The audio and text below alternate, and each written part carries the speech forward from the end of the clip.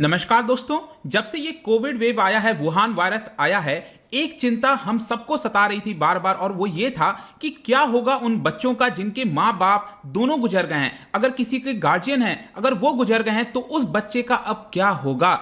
इसको लेकर यहां पर मैं कहूंगा कि भारत सरकार के द्वारा एक बहुत ही अच्छा कदम उठाया गया है और एक स्कीम लॉन्च की गई है जिसका नाम है पीएम केयर्स फॉर चिल्ड्रन, जिसके तहत एक 10 लाख रुपए का कॉर्पस बनाने की बात कही जा रही है। 18 साल के बाद कुछ मंथली स्टाइपेंड दिया जाएगा, 23 साल के बाद यहां पर 10 लाख रुपए तक का एक वन टाइम अमाउंट भी दिया जाएगा। और क्या क्या यहां पर बोला गया आप देख सकते हो। Government announces support for children who lost parents to COVID via PM CARES. तो यहां पर जो पीएम केयर फंड है उसके माध्यम से कुछ मदद पहुंचाने की कोशिश की जा रही है। तो चलिए इसको डिटेल से समझते हैं एग्जैक्टली यहां पर सरकार करने क्या वाली है। अगर आप यूपीएससी की तैयारी कर रहे हैं तो इसके बारे में सभी जानकारी आपको हमारे डिस्क्रिप्शन में मिल जाएगी, वहां से आप हमारे ऐप को भी डाउनलोड कर सकते हैं। एग्जैक्टली हुआ क्या है, कल सैटरडे की बात है, भारत सरकार के द्वारा एक हाई लेवल रिव्यू मीटिंग किया जा रहा था जिसको प्राइम मिनिस्टर मोदी चेयर कर रहे थे और उसके अंदर डिस्कस किया गया कि जो बच्चे हैं, चिल्ड्रन हैं, अब जब मैं चिल्ड्रन की बात कर रहा हूं तो जाहिर सी बात है 18 वर्ष के कम के आयु के जितने भी बच्चे हैं हम उनकी बात कर रहे हैं। तो उनके अगर जो पेरेंट्स हैं वो गुजर गए हैं या फिर कोई गार्डियन है, कोई भी गुजर गया है, मतलब उसका अब कोई नहीं है, तो यहां पर उनके लिए एक प्रकार से सरकार जो है सपोर्ट करने वाली है, कई सारे मेजर्स ले रही है। और इसी को देखते हुए आप देख पाओगे जो प्राइम मिनिस्टर है उनका जो बयान आया है, उन्होंने ये कहा कि children represents the future of the country. हम हर कोशिश करेंगे ताकि उनका जो भविष्य है वो आपका उज्जवल हो, ये एक स्ट्रांग सिटीजन्स के तौर पर निकले, क्योंकि अगर हम बच्चों के ऊपर ध्यान नहीं देंगे तो जाहिर सी बात है जो देश का भविष्य है वो खतरे में पड़ जाएगा। और इसके लिए उन्होंने कहा कि ये हम सबकी ड्यूटी है, यहां पर सिर्फ सरकार ही नहीं पूरे सोसाइटी की ड्यूटी है कि हम बच्चों को किसी ना किसी प्रकार से उनका ख्याल रखें। आसपास अगर हमें कोई भी ऐसा दिखता है तो हमें जरूर वहां पर मदद करने की कोशिश करनी चाहिए। और इसी के लिए ये आप याद रखिएगा अपने एग्जाम पॉइंट ऑफ व्यू से, पीएम केयर्स फॉर चिल्ड्रन ये स्कीम का नाम है जिसके तहत जो भी मदद दी जाएगी जो मैं आपको आगे बताऊंगा। और एक और चीज याद रखना है आपको, जरूरी नहीं है कि यहां पर सिर्फ अगर उसके पेरेंट्स, सपोज पहले से ही कोई बच्चा था जिसके पेरेंट्स नहीं थे, वो किसी गार्डियन के अंदर था, किसी आपको पता ही हमारे देश के अंदर जो फैमिली होती है काफी बड़ी होती है, तो ताऊ हो गए, चाचा हो गए, तो उसके अंडर अगर आप काम कर रहे हो, उनके अंडर देखभाल में हैं, तो अगर वो भी गुजर गए, बाई चांस गार्जियन गुजर गए हैं, तो उस केस में भी यहां पर बच्चे को जो है वो बेनिफिट्स दिया जाएगा। और यहां पर प्राइम मिनिस्टर ने ये चीज बोला कि क्योंकि हमारे पास काफी अच्छा कॉन्ट्रीब्यूशन आया था पीएम केयर्स फंड के अंदर, इसी की वजह से ये संभव हो पा रहा है। तो पीएम केयर्स फंड में जितने भी लोगों ने कंट्रीब्यूट किया, एक प्रकार से उनको धन्यवाद देने की वो कोशिश कर रहे थे। अब एग्जैक्टली इस समय अमाउंट कितना है, उसके अंदर कितना नहीं है, ये अभी नहीं पता, मैंने सर्च करने की कोशिश की, अगर आपको पता हो तो प्लीज आप कमेंट सेक्शन में बता सकते हैं। लेकिन अब हम देखते हैं कि एग्जैक्टली यहां पर हुआ क्या है, क्या क्या मदद करने वाले हैं। देखिए, सबसे पहले बोला जा रहा है कि एक स्पेशली डिजाइंड स्कीम तैयार की जाएगी जो भी बच्चा 18 साल का हो जाएगा, मतलब कि कोई भी बच्चा है वो 18 साल से कम है तभी वो बच्चा कहला रहा है, जैसे ही उसकी उम्र 18 साल हो जाएगी उसके नाम से एक तरह का स्कीम लॉन्च किया जाएगा, एक अकाउंट खोला जाएगा उसके नाम पर, ठीक है, जिसमें यहां पर पीएम केयर के माध्यम से 10 लाख रुपए का कॉर्पस बनाया जाएगा, मतलब एक फंड बनाया जाएगा 10 लाख रुपए का।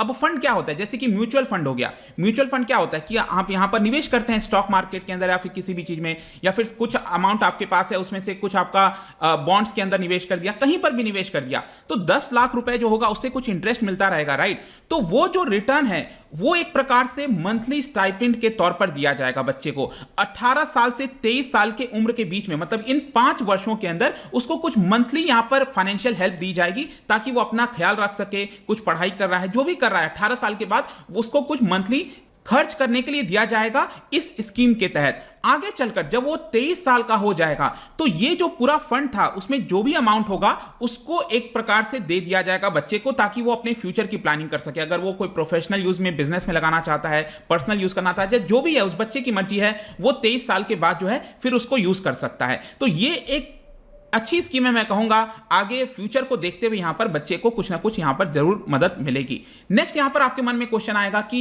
ये तो हम 18 साल के बाद की बात कर रहे हैं, राइट, 18 साल के पहले क्या, एजुकेशन का क्या होगा। इसके लिए सरकार ने 2 तरह की चीजें लॉन्च की है उन बच्चों के लिए जो 10 साल से कम के उम्र के बच्चे हैं, 10 साल से कम के उम्र के बच्चे हैं, उनका यहां पर क्या होगा। तो सरकार ने कहा है कि जो भी नियरेस्ट केंद्रीय विद्यालय होगा वहां पर आपको एडमिशन दिला जाएगा, अगर नहीं है तो प्राइवेट स्कूल में दिला जाएगा। और यहां पर अगर प्राइवेट स्कूल में बच्चा जाता है तो उसका जो भी खर्चा है वो पीएम केयर्स के माध्यम से दिया जाएगा।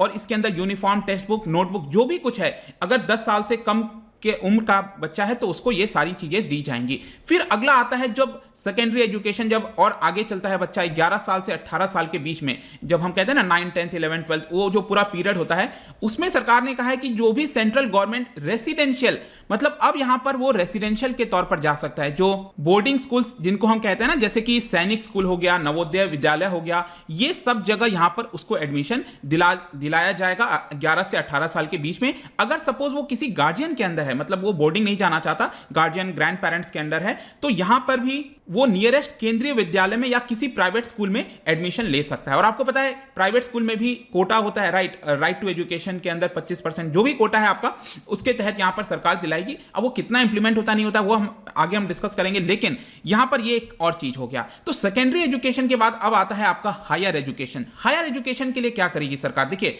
18 साल की उम्र तो उस समय तक हो ही जाएगी, उसको कुछ मंथली स्टाइपेंड दिया जाएगा। इसके साथ साथ सरकार ने कहा है कि अगर आप जो भी हायर एजुकेशन करना चाहते हो जिसमें बहुत ज्यादा पैसा लगता है, उसके लिए आप लोन ले सकते हो। लोन आपको आसानी से इसलिए मिल जाएगा क्योंकि उसके ऊपर जो भी इंटरेस्ट है वो पीएम केयर्स के द्वारा दिया जाएगा। पीएम केयर्स फंड के थ्रू जो है जो भी लोन का इंटरेस्ट होगा वो सरकार यहां पर देगी, ऐसा कहना है। और अगर वो उसको वो नहीं चाहिए तो ऑल्टरनेटिव के तौर पर स्कॉलरशिप जो होता है, वहां पर ट्यूशन फीस हो गया, जो भी चीज होता है वो भी सरकार प्रोवाइड करने की कोशिश करेगी। अगर यहां पर बच्चा किसी भी चीज में एलिजिबल नहीं है, उस केस में भी यहां पर उनका कहना है कि जो भी स्कॉलरशिप होगा वो हम पीएम केयर्स फंड के माध्यम से देंगे। बेसिकली सरकार ये कह रही है कि हायर एजुकेशन भी अगर आप करना चाहते हो जिसमें बहुत सारा खर्चा लग रहा है, तो आप यहां पर लोन ले सकते हो, वो सब खर्चा हम दे देंगे। अगर आप उसमें बहुत ज्यादा खर्चे वाला स्कीम नहीं है तो यहां पर नॉर्मल जो कॉलेजेस वगैरह होते हैं उसके जो ट्यूशन फीस वगैरह हैं वो हम यहां पर प्रोवाइड करने के लिए रेडी हैं। तो एजुकेशन को लेकर ये पूरा ध्यान दिया गया है। नेक्स्ट यहां पर हेल्थ इंश्योरेंस भी सरकार प्रोवाइड करेगी। देखिए इसके लिए तो सरकार ने ऑलरेडी ये वाला स्कीम लॉन्च किया था।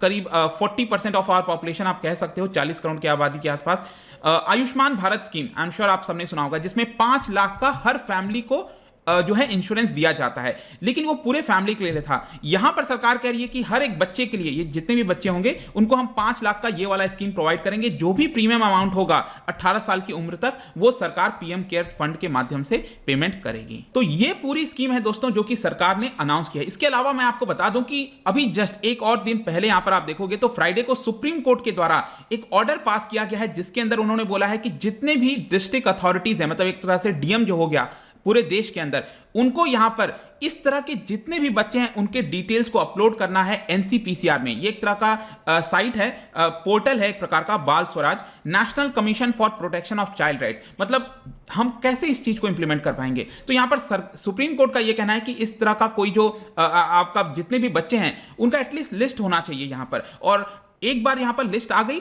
तब जो भी मदद करना है हम उनको यहां पर कर सकते हैं। ऐसा सुप्रीम कोर्ट काफी समय से, वैसे ये पूरा मामला चल रहा था सुप्रीम कोर्ट के अंदर, सरकार से भी पूछा गया था कि आप बच्चों को लेकर क्या कर रहे हो, तो फाइनली सरकार जो है सैटरडे को ये स्कीम लेकर आई है। लेकिन लास्ट में एक और चीज मैं आपको बता दूं कि आपके मन में और सवाल आ सकता है कि जरूरी नहीं है, चलो यहां पर बच्चों के लिए सरकार ने कर दिया, यहां पर उनके लिए क्या होगा कि सपोज घर है, आपको पता ही है ज्यादातर हमारे भारत के अंदर फैमिलीज में जो पुरुष होता है वो काम करने जाता है, राइट, वो सोल ब्रेड अर्नर होता है। तो कई सारे ऐसे फैमिलीज हैं जिसमें माँ है, बच्ची है, बेटा है, छोटे हैं अभी बच्चे, वो कमा नहीं सकते, माँ ने भी अभी तक कोई काम नहीं किया था, तो उस केस में उनको क्या होगा? तो कुछ रिलीफ तो चाहिए ना, एक ट्रांजिशन पीरियड के लिए रिलीफ चाहिए, आगे चलकर ठीक है चीजें स्थिति ठीक हो सकती है। तो इस केस में सरकार ने कहा है कि जो normal employees state insurance corporation के तहत पेंशन स्कीम एम्प्लॉयज को दिया जाता था, वो स्कीम को हम यहां पर इस तरह के फैमिलीज को एक्सटेंड कर देंगे। मतलब कि जितने भी सोल ब्रेड अर्नर की मृत्यु हुई है यहां पर हम उनको कुछ ना कुछ अमाउंट प्रोवाइड करने की कोशिश करेंगे ताकि मंथली बेसिस पर उनको किसी प्रकार का यहां पर हेल्प हो सके। और ये सारी चीजें 2 साल तक लागू होंगी, मतलब पिछले साल से जितनी मृत्यु हुई है 24 मार्च 2020 से लेकर अगले साल 24 मार्च 2022 तक के लिए, तो यहां पर भी कुछ मदद की जा रही है। तो आई होप दोस्तों ये जो पूरा वीडियो था आपको समझ में आया होगा, एंड जेन्युइनली मुझे लगता है कि ये एक अच्छी स्कीम है। लेकिन प्रॉब्लम क्या है हमारे देश में कि इसका इंप्लीमेंटेशन अच्छे से हो। देखना कुछ ना कुछ समय के बाद, आई जस्ट होप कि ऐसा ना हो, लेकिन कुछ समय के बाद आपको कुछ ऐसी न्यूज़ सामने आ सकती है कि ग्राउंड लेवल पर डिस्ट्रिक्ट अथॉरिटीज में या फिर कहीं ना कहीं ये पैसा लीक हो गया, फेक यहां पर चाइल्ड का नाम आ गया, इस तरह की कुछ ना कुछ चीजें हो सकती हैं, लेकिन स्टिल अगर ज्यादातर बच्चों को इसका फायदा मिल सके तो इससे शायद अच्छा कुछ नहीं हो सकता। जाने से पहले मैं आपके लिए एक क्वेश्चन लेकर आया हूं पीएम केयर से रिलेटेड। आपको पता है जो पीएम केयर है उसको चलाया जाता है एक ट्रस्ट के द्वारा, और ट्रस्ट के जो चेयरमैन होते हैं वो खुद प्राइम मिनिस्टर होते हैं, लेकिन इसके अंदर और भी कई मेंबर्स होते हैं। तो क्या आप मुझे बता सकते हो कि वो मेंबर इनमें से कौन नहीं है? आपको बताना है who among them is not the member of this trust. इसका जो राइट आंसर है आपको पता ही है, मेरे इंस्टाग्राम पर तो आपको मिलेगा ही। अगर आप वहां पर नहीं हो कोई बात नहीं, टेलीग्राम से भी आप इसका राइट आंसर ले सकते हैं। मैं कई सारे एमसीक्यूज यहां पर डालता रहता हूं स्टोरीज के फॉर्म में, आप जाकर प्ले कर सकते हो। बाकी अगर आप मुझे सोशल मीडिया पर जुड़ना चाहते हैं, पीडीएफ चाहिए तो यहां पर आ सकते हैं। अगर आप इकोनॉमिक्स पढ़ना चाहते हैं, यूपीएससी की तैयारी कर रहे हैं, तो आप हमारे ऐप को डाउनलोड कर सकते हैं। आई होप कि वीडियो आपको पसंद आया होगा। मिलता हूं आपसे next time. Till then thank you very much, see you soon.